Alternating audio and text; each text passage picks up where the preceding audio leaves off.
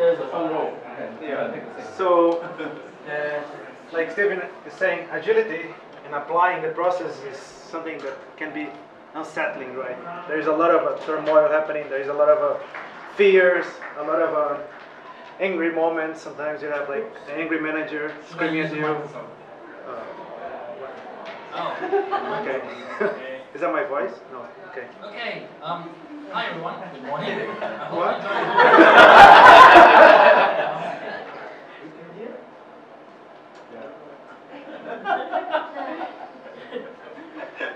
It's very unsettling. Okay. Okay.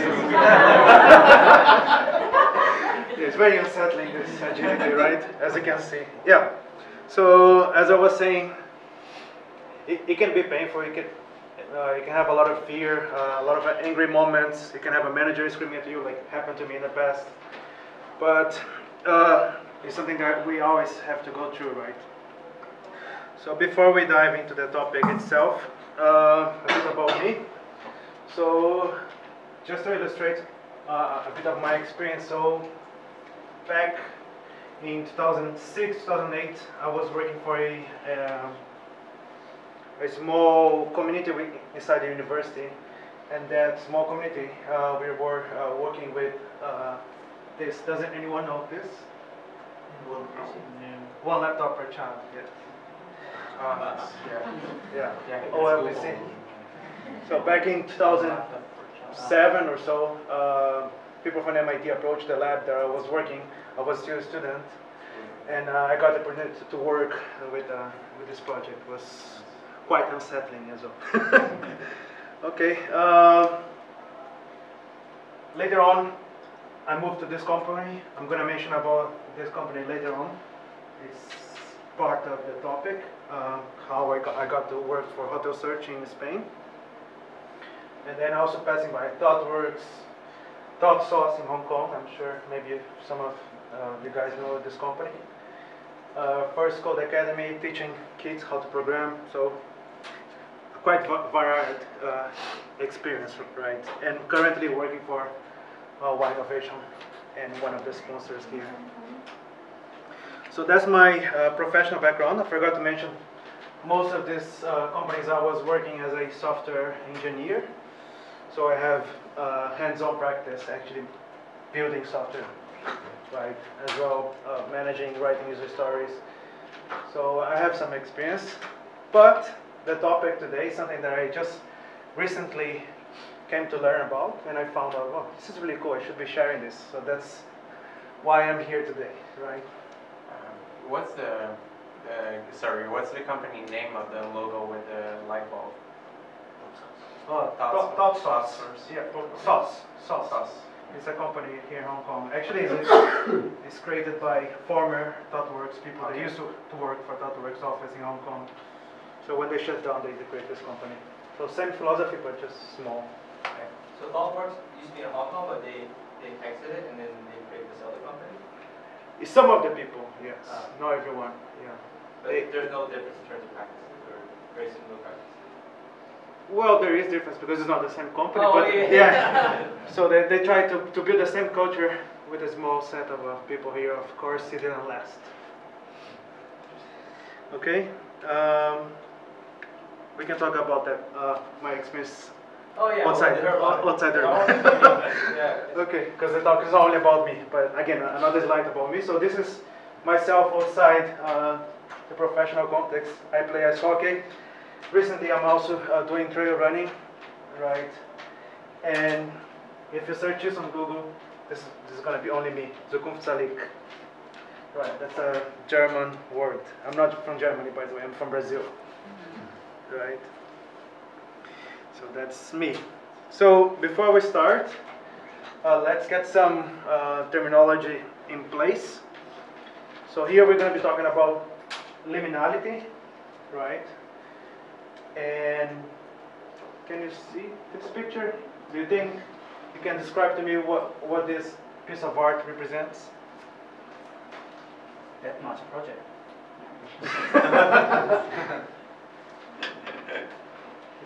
It's a bit too bright, yeah. But essentially, what is this scene here is representing the limbo. So like a state in between, let's say, hell and heaven.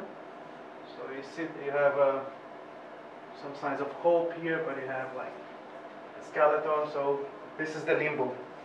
So liminality represents this, the space in between something, right?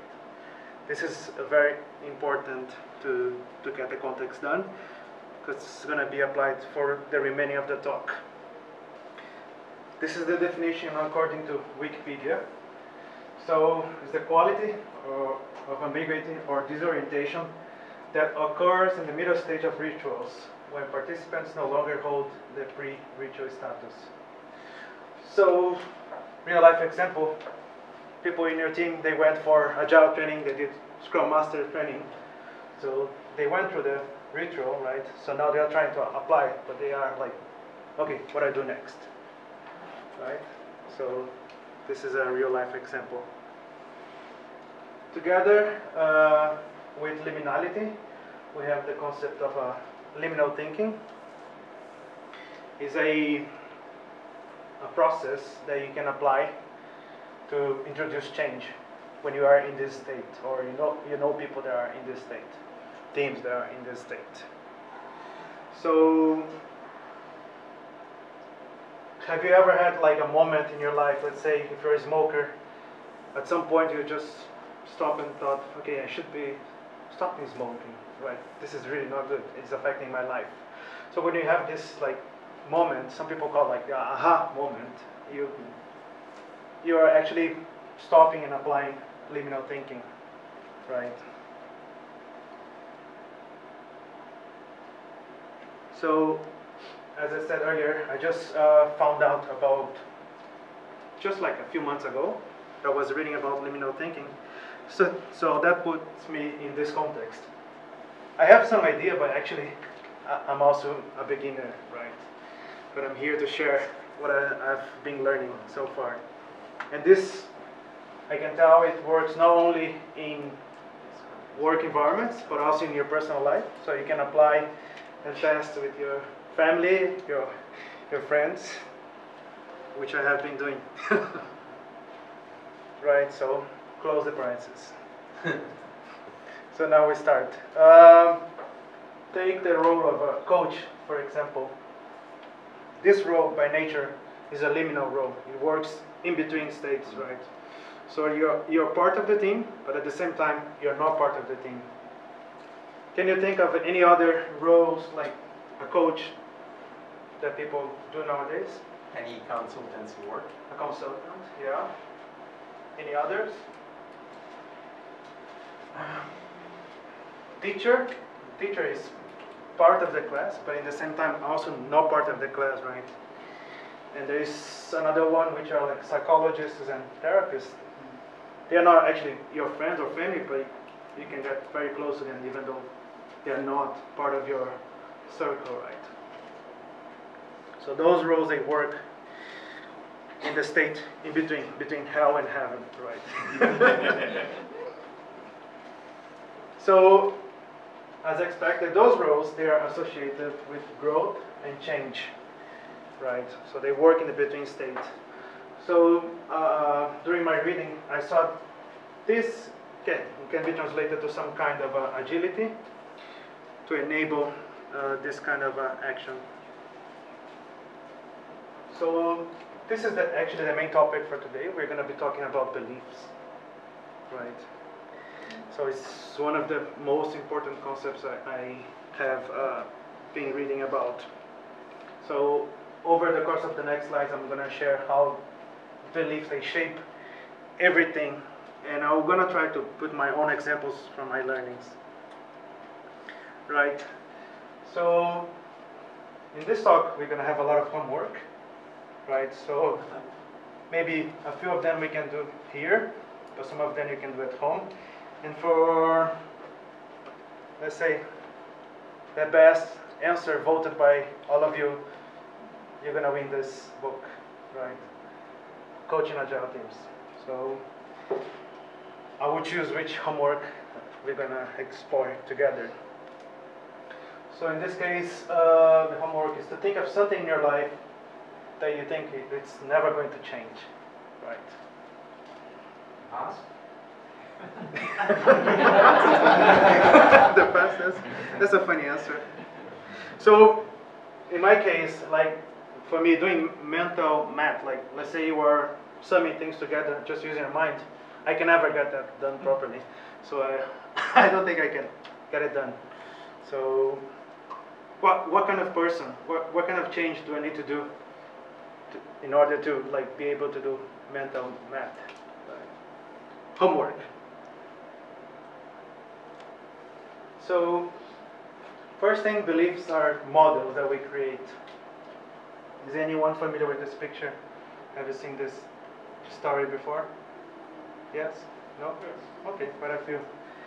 Yeah, so this comes from the, I think, Indian history. At some point, a king, he called some blind men to touch an elephant, and each of those blind men, they were touching different parts of the elephant, right? So this one was touching the tail, and he was saying, oh, this looks like a rope.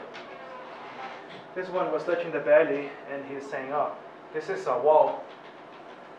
This one is touching the ear. Oh, it looks like a leaf, a big leaf. Someone is touching the tusk. It could be like a pipe, right? So essentially, they are touching parts separately of the elephant, and they cannot see. They can only touch. So they have a different experience. So for them, for this guy here, the elephant is just feeling like a rope, whereas for this guy, it feels like a pipe by touching the tusk. So in this tale, no one actually considered walking around the elephant, right? So we have here, because we can see it's an elephant, so we have one reality, but we had 6 different, completely different experience, right? And sometimes, even when you can see using your eyes, you cannot really see everything. And I'm going to explain why later. So that's an elephant, like you can see, right? So having the idea of the elephant is not the same as having the elephant on your mind, right, inside your head. We tend to confuse ideas with reality. We tend to confuse beliefs with reality all the time. Because actually, a belief is something that you created. Also, we're going to see later. An example, I think you must have experienced talking to someone, and that someone is like behaving like an idiot. He doesn't agree with anything you say. So that person has a complete different set of belief, a different model in his mind. That's why you are like thinking that person's an idiot, right? Because what is obvious to you might not be obvious to him, right? So beliefs are models. They are not wrong, but also not right. They're just constructions based on our experience. So liminal thinking, it's a way to help you to work in this space in between the wrong and right, right? Because there are so many obvious out there, right? Homework. Think of Donald Trump. This is quite recent, right? And think about your own beliefs regarding him. And now maybe you have a friend that supports him, and then you can sit together with that person and just try your best to listen. And put yourself in their shoes. Try to apply liminal thinking and see what happens. We're not going to do this here. No. So this is related to the elephant example. No one realized that they could walk around and touch different parts of the elephant to build their own experience. So walk around the room, talk to people. So beliefs are created. This picture here, umbrella movement, a few years ago here in Hong Kong. So the main thing here is that group of people, they're going to be saying, the police is just doing their job. They are there to actually free up the streets. But then some people will take this side and think, oh no, the students are right. We need democracy. They should be allowed to do this kind of demonstration. And then people on this side, they are just following the law. If the law approves they use force like pepper spray to remove people out of the way, I think it's fine. I agree with the police, right? So both of them, they are battling for the obvious, but they have different beliefs, right? Even here, Agile Hong Kong, right? We tend to have more or less the same kind of belief, right? Like a bubble. Talking about bubble, we're gonna see about bubbles later, bubbles of belief. So this is reality. It's an open-end space, and then we start building our box of experience on top of reality. Reality is always changing, and our box is static on top of it, right?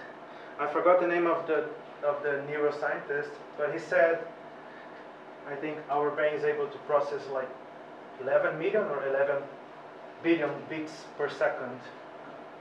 So we experience a lot of stuff, but our capacity of attention is just a tiny bit of that, right? So you say you can multitask, right? So the same scientist, which I forgot the name, he said that we are only able to process 40 bits per second. So it's a tiny bit out of million or billion, right? So, and here, I forgot to mention, we're going to construct our pyramid of belief. We started by experience, and we have a narrow bit of attention.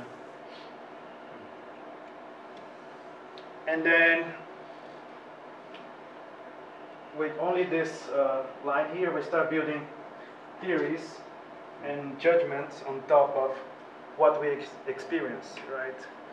So we start creating a map of understanding based on this pyramid. So most of this building of experience and judgment and theory and beliefs, they happen when you're still a child, but they still happen nowadays even though you're a grown-up person. So yes. So you can see it can be very easy to confuse belief with reality. But actually there's a lot of stuff going on before you reach reality. So in your social circle, you tend to hang out with, like, let's say, more or less the same group of people. You grew up together, so you tend to share more or less the same scope here, the same experience, the same theories and judgments. And then, finally, we are here, right? The obvious. Because we are looking to this light, so what we look here is obvious, right? Someone else might have a different view, but they are different. They are wrong, right? So where do you think is the liminal space here? In between what? Any ideas? No?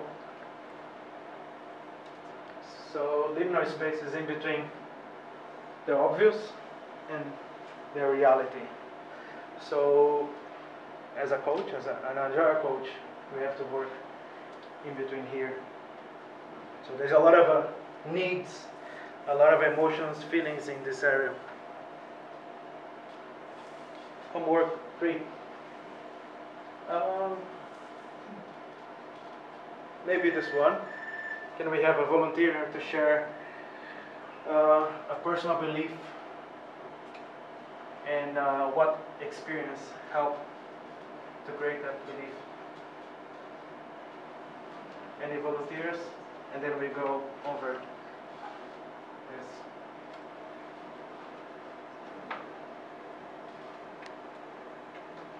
So I'm gonna appoint someone later. We still have more homework, don't worry. So I mentioned about maps earlier. So beliefs, they help us create maps for navigating life. So let's say you go to Starbucks, right? So you go there, you know what to do. You know that you're gonna have shelves with mugs that you can buy. You know that the menu is gonna be behind the counter. You know that you have to choose a size for the coffee, right? So we have a map of understanding when you go to Starbucks, and those maps, they are shared. Does anyone know which animal is this? No? It's a capybara. It's typical from my home state in Brazil. Okay, so this is a picture of an angry cat. Why?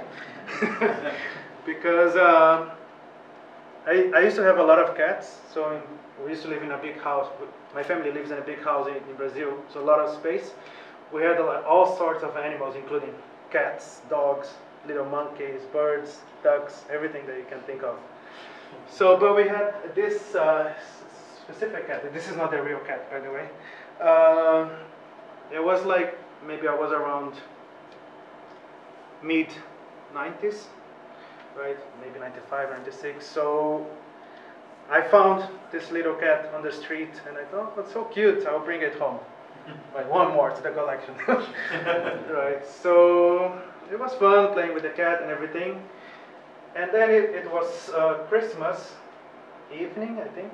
Yeah, we were like getting together for the party, so we thought, okay, we buy something special for each of our pets. So we bought like better food, bones for the dogs, like those ones they can chew, right? So for the cat, I think we bought fish, right? And then in the evening, what happened? For this cat, we gave a piece of fish, and then he started behaving really aggressive, like rah, rah, protecting the fish. And then me, as an innocent person, I went there and tried to hug the cat. Oh no, it's okay, everything's gonna be alright. And the cat whoosh, started attacking my hands and scratched all over, right? So, what happened there? Why was the cat angry? He had a different belief, right? Something was going on his mind. And as I mentioned, I picked up the cat from the streets. I don't know what the cat experienced in the past. So something must have happened, right? So to understand that, there is a little recipe to understand the beliefs. So here, when there is a need, we find one of our beliefs, and inside those beliefs we have a set of actions, and then we apply the action, and then we get the result, right? So example, when you're hungry and you walk around the city, you tend to know what kind of place have food, like restaurants, you know, that supermarket as well also have food, 7-Eleven. Another context, when you're hungry, when you have a need, but you don't have money, right? So you're reducing your set of actions. So you go to cheaper places.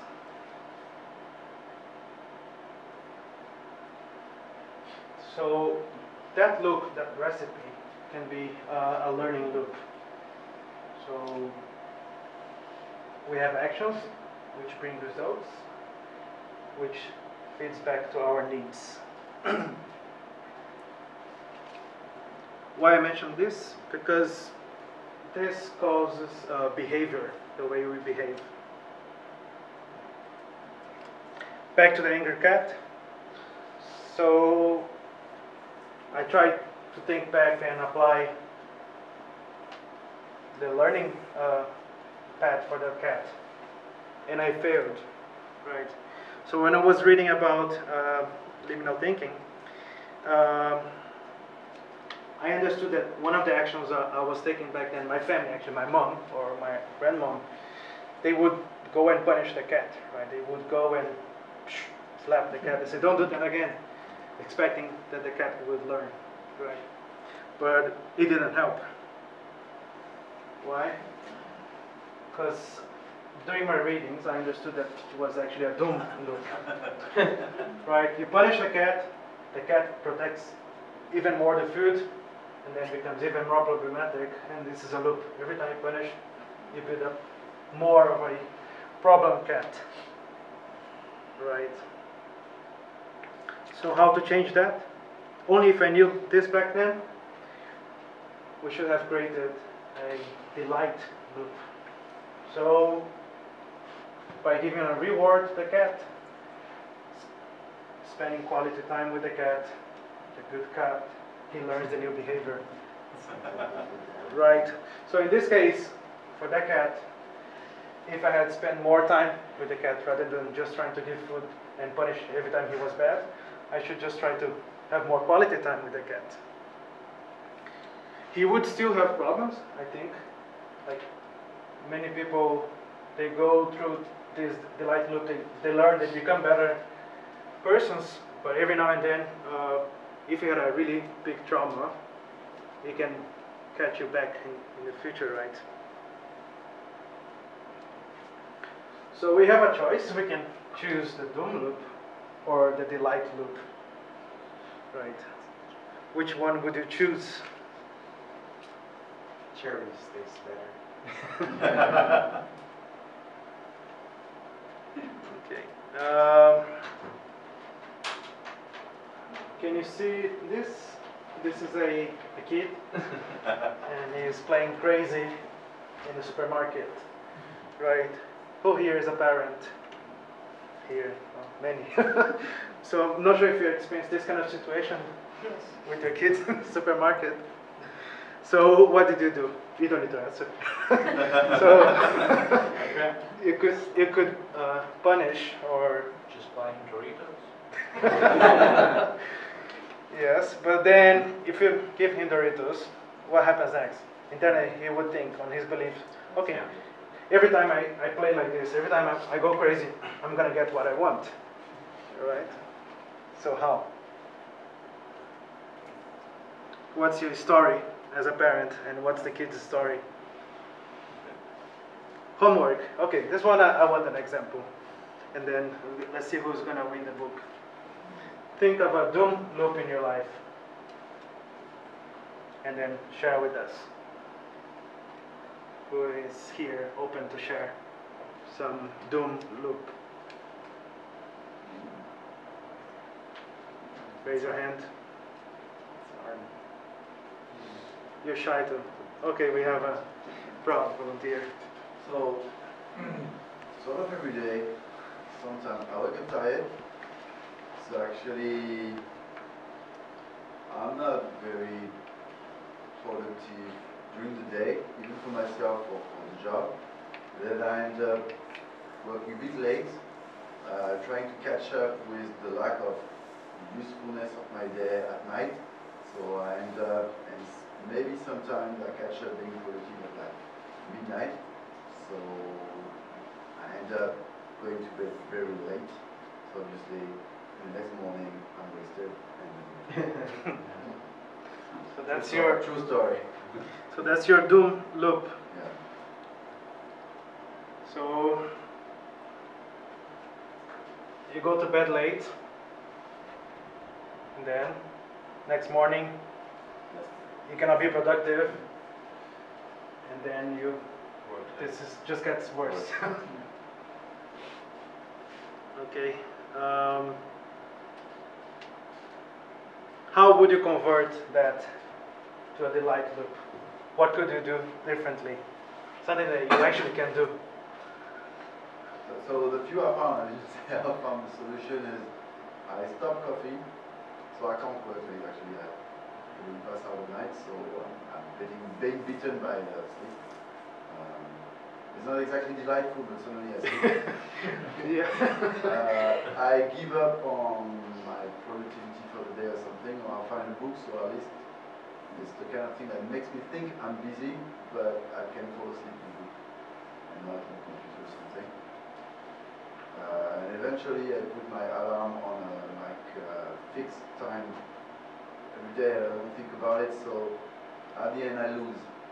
I can't sustain it. I feel like Okay. Good.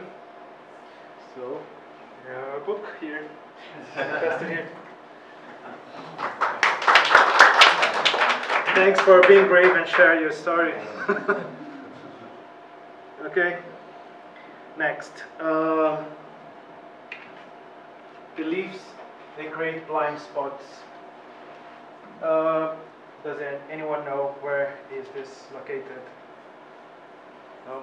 No Europeans in the room? Spain. Spain, yeah. So someone said Spain. Yeah, this is Madrid.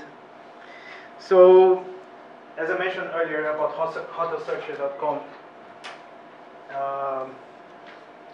so that company was something that helped me to change something, some of the belief that people had around me, right? So back in 2008, I was looking for a job outside Brazil, right? And people keep on saying, you're still a student, how would you get a job if you don't have even a college degree yet? I didn't listen to them. So I kept on trying and kept on applying, and I found this company, hotelsearch.com, and we had a Skype interview, and they said, okay, why don't you come to Spain next week? We pay everything. And I said, well, cool, at least I have some holidays. So I went there, 1 week interview, and everything was great. So eventually I moved to Spain 3 months later.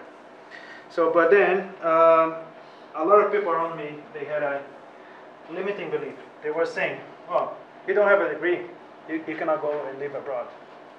Right. So if I believe in, even like my mom, my family, my friends, I wouldn't have gone that way, right? I wouldn't have even tried to apply for jobs abroad. So in that case, I was able to break out of the bubble of belief of my family and friends, right? So in a way, it's important to say that beliefs are important, but if we apply liminal thinking, we can definitely get out of them, out of your comfort zone, right? I'm sure many of you have this kind of example, and you don't know that you are applying liminal thinking when you're doing this.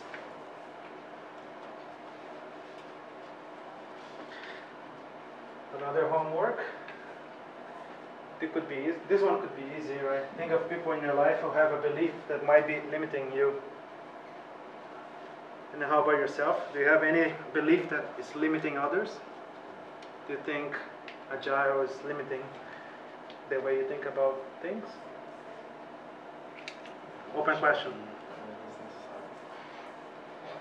So, also beliefs, they defend themselves. As you can see here, I'm not listening to you. You only believe in science, right? So often we live in a collective delusional dream, right? Maybe it's all a dream, our lives, right? Still, we tend to rely on those maps, those beliefs to navigate the world. One thing that happened is that when you are in this bubble of belief, we tend to create what they call self-sealing logic. Example here, real life example from I think mid-90s as well. So that time, I think US was under Bush administration, so they went to Iraq for a reason, to look for weapons of mass destruction. So after some time, they didn't find, and Bush was a Republican, the same as our friend Trump, and they were thinking, okay, not found. Maybe it's just we didn't have the time to find them. I think a few more months passed by, maybe years, and they still haven't found the weapons of mass destruction. So they start thinking the Republicans, oh, there must be a reason, or we wouldn't have gone to the war, right? So they were self-sealing their own logic. Whereas like the Democrats, they thought, okay, maybe they didn't exist at all.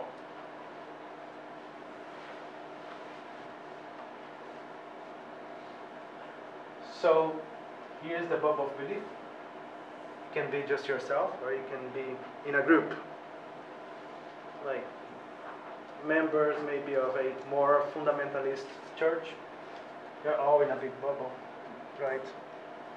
And this is pretty much like a snow globe. If you shake it, you cause a lot of noise, right? And the way it goes back to state, they apply the self-sealing logic. They keep telling to themselves what the things they believe, and they ignore what's outside, what's causing the noise. An example of real life here. When you start applying Agile, right? You're shaking the snow globe of maybe a few teams. So I'm not saying this is a bad thing to have, a bubble of belief. We use those things to navigate, as I mentioned earlier. But we have to be careful because they get out of sync with the reality very fast.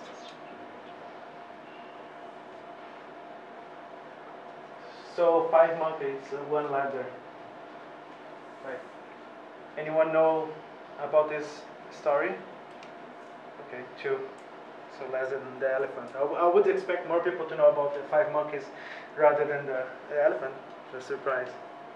So this is a common tale, an experiment that you put 5 monkeys in a room and you have a ladder with food on top of the ladder. And every time a monkey goes up the ladder to get the food, the banana, let's say, really cold water is sprayed in the other monkeys that are in the floor. Right? So in the beginning, they start going and they get all wet and they start getting angry.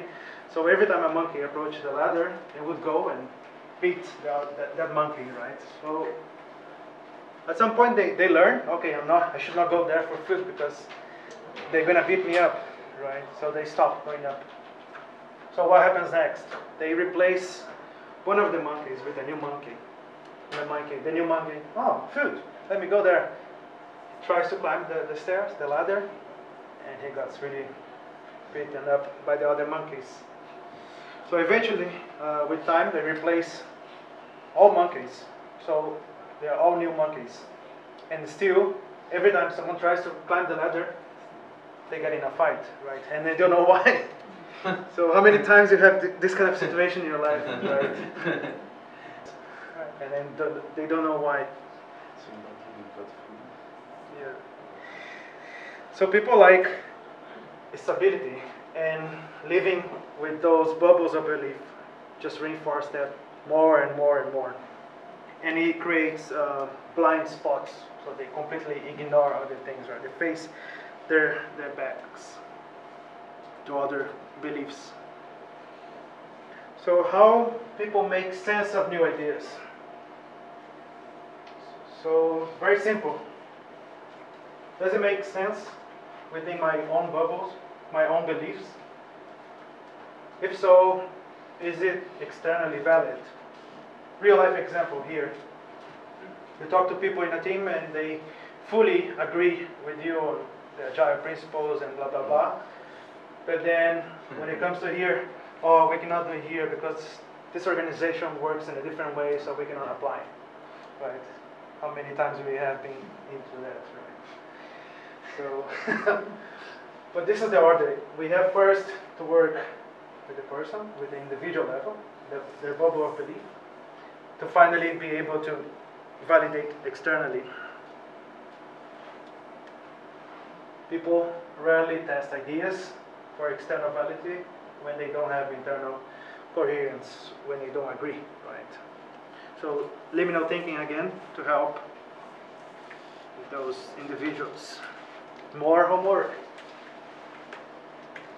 Think about your relationships. What kind of beliefs you share? How do you defend your beliefs? Who? So beliefs are tied to identity. So for me, the first time I used, I think, Uber, yeah, I think it was in the US, in Denver, Colorado. So I took this driver. I was very excited. Okay, Uber for the first time. Yeah, I heard it's really cool. The drivers are nice. And then I was on the ride, and the guy was really talkative. And he knew I was a first timer in the area. So he was saying, "Oh, in this area used to be this startup, or in this other one was this other company, but now they moved somewhere." So the guy knew about the movement and the happenings of the city. And he told me that he had a few businesses in the past, but none of them had worked. And I was thinking, okay, so why now Uber driver? I didn't ask, but I let him do the talk. So he kept driving and I was saying, a few years ago, you could buy a house for like 10,000, but now they're 1 million. No one is buying. It's crazy. It's a bubble, right? So then he started to get more serious and talk about stuff that I was like not really understanding well, right? Maybe because I was not familiar with Colorado at all, maybe something else was going on other than marijuana, right? Because it's a legal state to smoke. So for him, on his mind, everything was going to hell, right? So I couldn't figure out what was his actual belief, why he was so pessimistic about the future, about everything.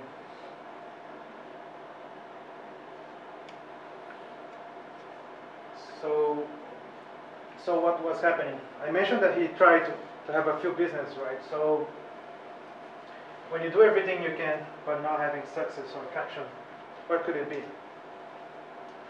If you cannot make it happen, you start creating your own stories about it. You start creating conspiracy theories, right? So you put yourself against yourself.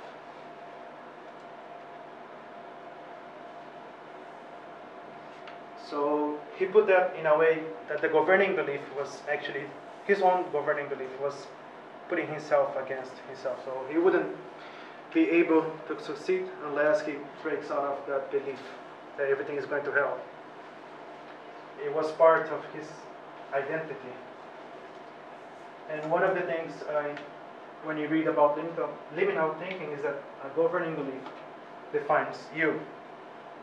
You can change them, but if you want to change this kind of belief, you're going to change yourself. You're going to be a different person. Right? So psychologists and therapists, they work in this area. They go very deep on your beliefs, right? And that can be painful, scary.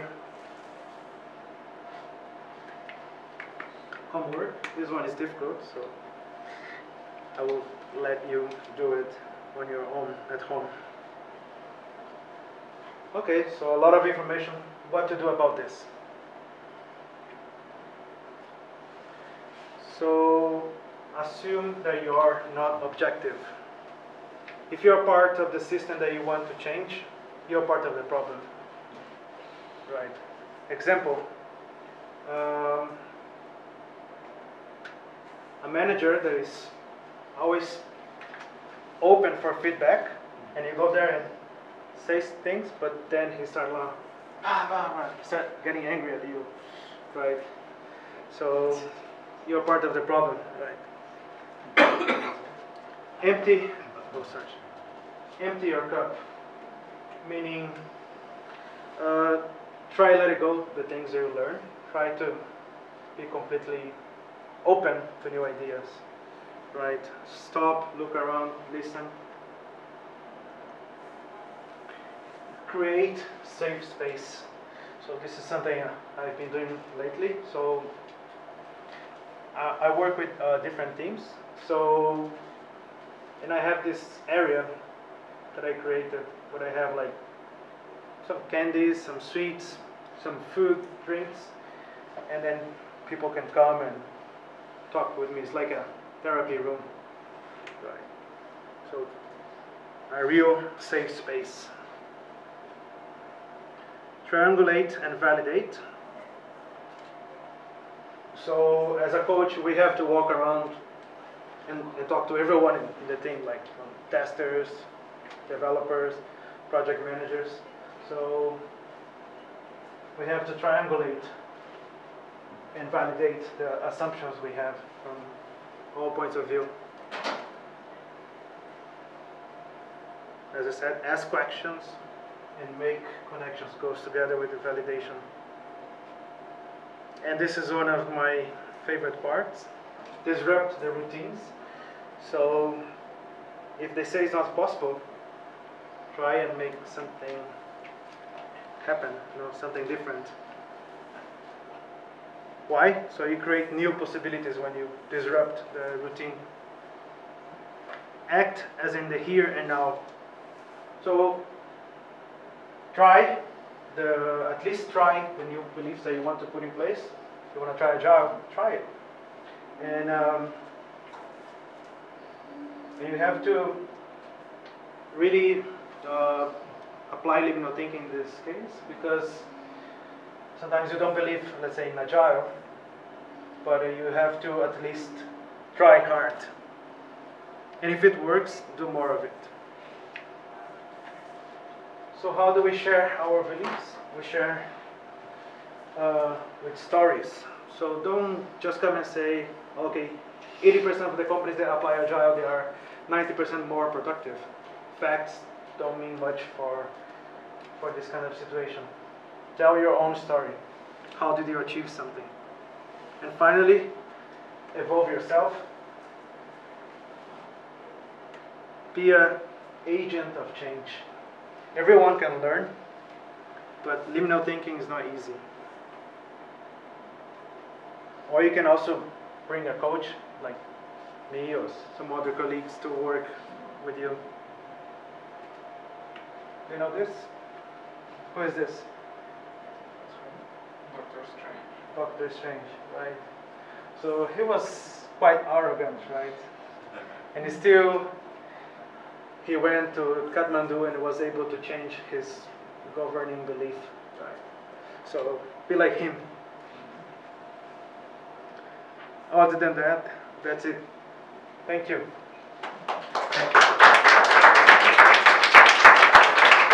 You can read more about liminal thinking on this website. Yeah. Any questions? We have 11 minutes.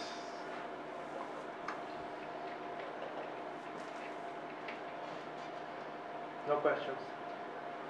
Yeah. So, could you share an example of some governing belief that you had and that changed through this process? Myself, I don't think I have changed any of my governing beliefs. I haven't gone that deep, but I changed other beliefs. Right. Like one of them, for instance, like coming to Hong Kong. One of my beliefs was like to party hard, drink a lot. When I came to Hong Kong, I found that nightlife here is boring, so I had to change my belief about going out. So eventually I just stopped going out that much. Yeah. But governing belief, I don't have an example. Yeah. Is there any tool or trick you could use to help others to change their belief, especially when they're, don't want to change? Well, there is no like online tool that you can use.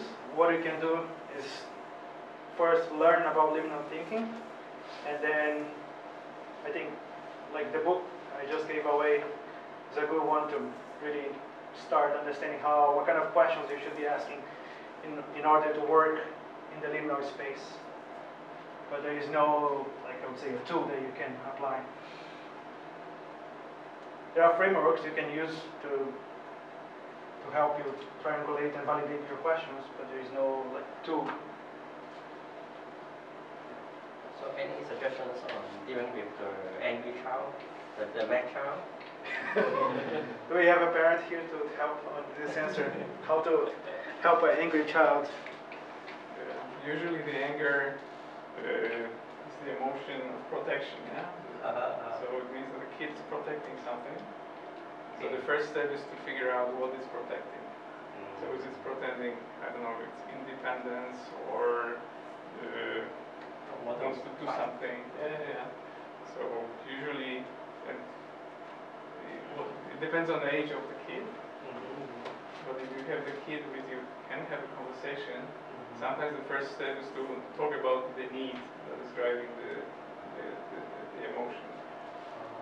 And then you can start to negotiate with the kid. I have another answer. If there is a... Oh, we have another answer. Yeah. Not maybe your case, but a lot of cases the parents. What do you mean? Well, I always look at one of the TV shows called Dog Whisperer. Have you heard of that? Dog whisper. Dog Whisperers, yeah. A lot of problem with the dog. Actually, it's the leader. If the leader is not there, then the pets will be the leader. So same as child. It depends how the leader respond to the child behavior. So it's the beginning, the source. You have to find how it starts, same as your logic. But actually how the parents react to the child will lead to the child behavior. So you need to have a leader to step up to change. Yeah. There are a lot of loops. Just be careful. It's not like the leader is wrong or the kid is right. There's no wrong or right. We don't discuss beliefs because each one has their own understanding, right? You have to be in the in-between space. You have to consider both parts and try to be on their shoes. Difficult. There are many cases that a new coach is complaining about the team member is not listening to him or her.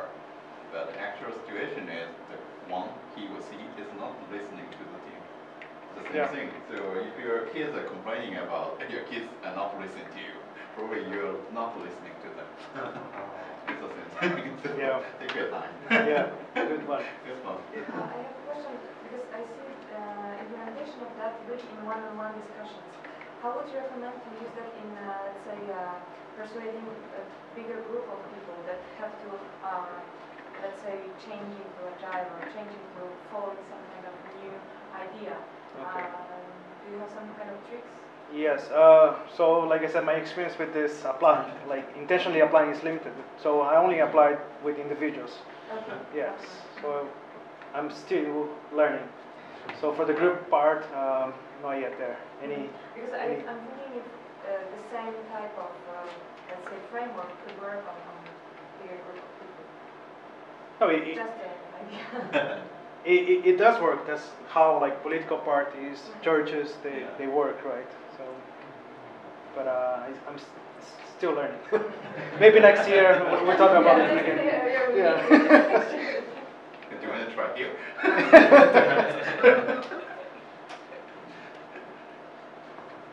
Okay. So thank you.